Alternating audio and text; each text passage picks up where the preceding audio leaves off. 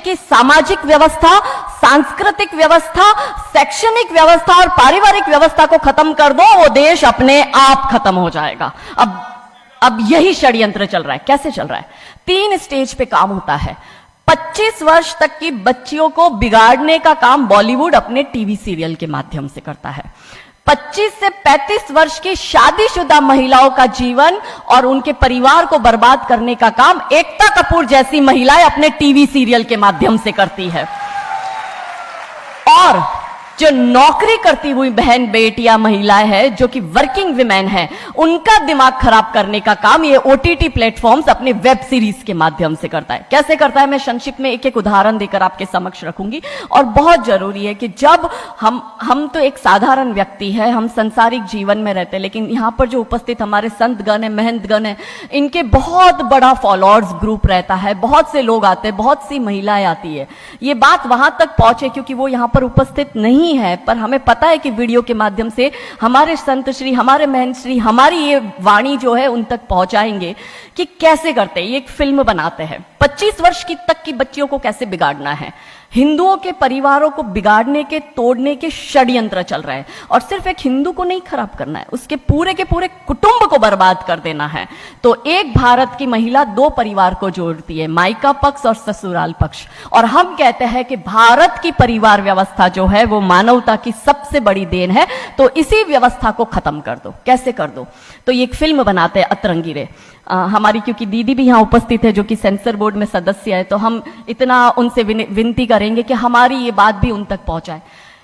Systematically ये फिल्मों में लड़की दिखाएंगे हिंदू की, लड़का दिखाएंगे मियां भाई का, और उसमें भी दिखाएंगे कि वो लड़का चाहे अनपढ़ हो, चाहे गवार हो, चाहे आतंकवादी हो, चाहे पंचर छाप हो, और वो हिंदू की लड़की चाहे कितनी पढ़ी लिखी हो, लेकिन उसका परिवार जो है वो रूढ़िवादी है, वो रिग्रेसिव है, और उसके सामने यदि वो घोड़ा भी चला रहा है, खच्चर टट्टू भी चला रहा है, तो वो बड़ा प्रोग्रेसिव है, वो बड़ा संस्कारी है।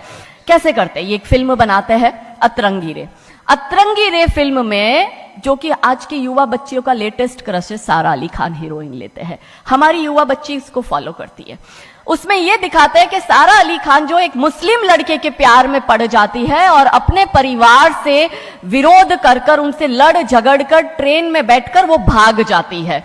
उसी ट्रेन में एक संवाद होता है उस पिक्चर के हीरो का और उसी हीरोइन का। दोनों अपनी अपनी लव स्टोरी शेयर करते हैं।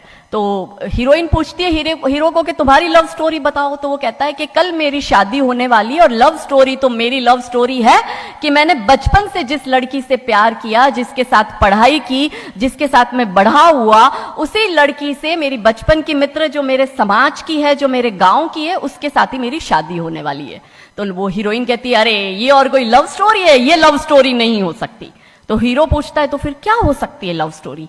तो वो कहती है कि मैंने एक मुस्लिम लड़के से प्यार किया है, मैं ठाकुरों की लड़की हूं, पूरा समाज, पूरा घर, पूरा परिवार मेरे खिलाफ है और मैं उन सबको ठोकर मारकर, उनकी भावनाओं को ठोकर मारकर अभी ट्रेन में बैठकर भाग रही हूं उस लड़के से शादी करने के लिए।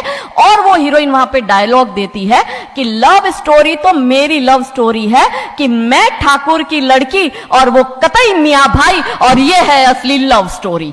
तब हमारी 13, 14, 15 साल की युवा बच्ची, जिसके शरीर में हार्मोन्स चेंज होते हैं, आकर्षण होता है विपरीत व्यक्ति के लिए, तब वो आकर्षण में ये सोचती है कि हिंदू होके हिंदू बॉयफ्रेंड नहीं रखना, हिंदू होके हिंदू से प्यार नहीं करना। आप इतिहास में छपेगी, आपकी लव स्टोरी तभी बनेगी जब आप किसी मियां भाई से प्यार करेगी और उससे शादी करेगी। तो कैसे सिस्टमैटिकली ये स्लो पॉइजन बॉलीवुड की फिल्मों के माध्यम से फ्रेजाइल माइंड में डाला जा रहा है। और आज देखो कि क्यों समाज में लव जिहाद के इतने केस बन रहे हैं, और उसका सबसे बड़ा और मुख्य कारण बॉलीवुड है, क्योंकि इन बॉलीवुड वालों ने हमारी बेटियों को हादी रानी और रानी चिन्नमा रानी अब्बा का नहीं दिखाया। इन बॉलीवुड वालों ने हमारी बेटियों को करीना खान दिखाया है ताकि वो अपनी कोख से तैमूर और जहांगीर पैदा करे। ये बॉलीवुड वाले लव स्टोरी पर फिल्म बनानी है तो ये हादी रानी और राजा रावत सिंह चुड़ावत पर क्यों नहीं बनाते? मैं आपको उनकी कथा शॉर्ट में करती हूं कि राजा रावत का शादी जो होता है वो हदी रानी से होता है, मेवाड़ के राजा है, और औरंगजेब की सेना आक्रमण करने आती है। और जब औरंगजेब की सेना आती है तो राजा रावत सिंह का 2 दिन पहले ही विवाह हुआ होता है हादी रानी से।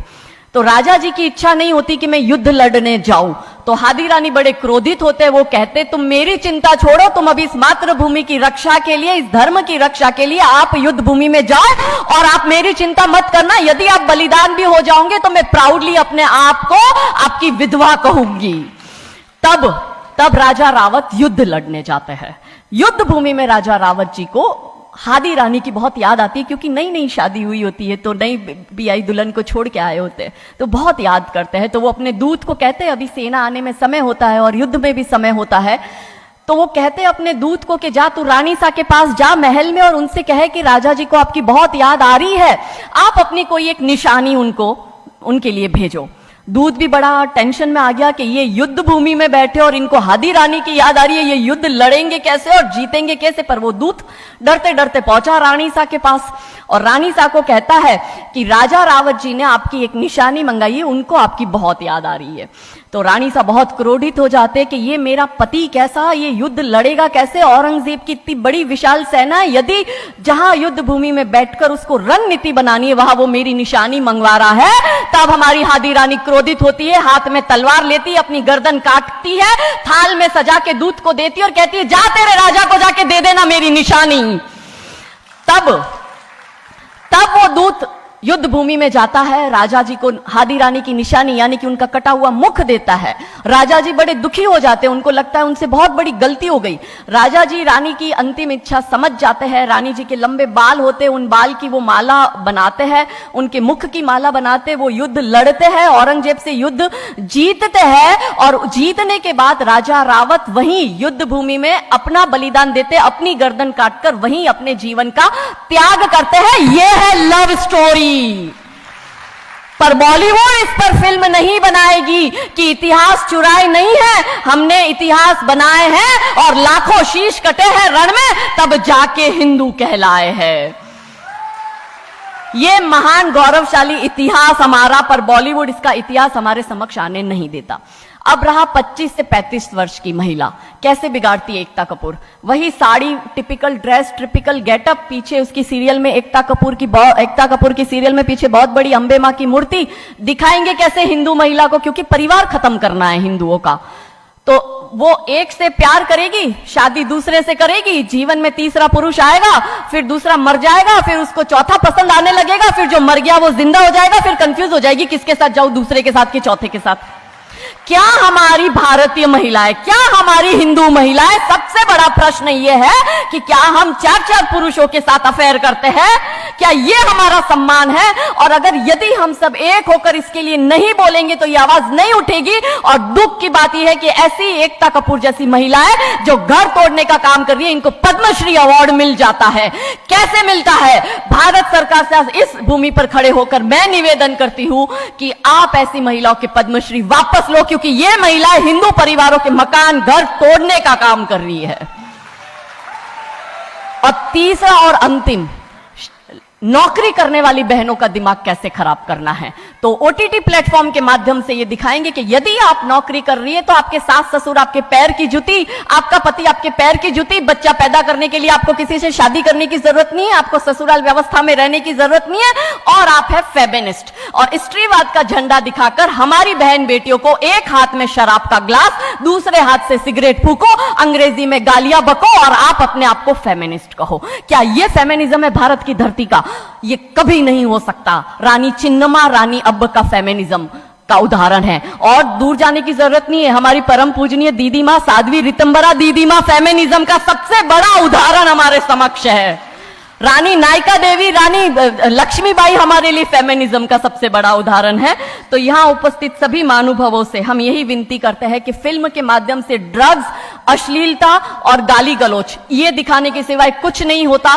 तो हम सब मिलकर एक साथ एक आवाज उठाए कि इन चीजों का बंद होना बहुत जरूरी है, क्योंकि आने वाली पीढ़ियों को बर्बाद करने का काम ये लोग अपने टीवी सीरियल और फिल्मों के माध्यम से कर रहे हैं। और क्योंकि शुरुआत भगवान राम जी के नाम से करी थी, तो अंत भी हम भगवान राम जी के नाम से करना चाहेंगे कि कौन है राम।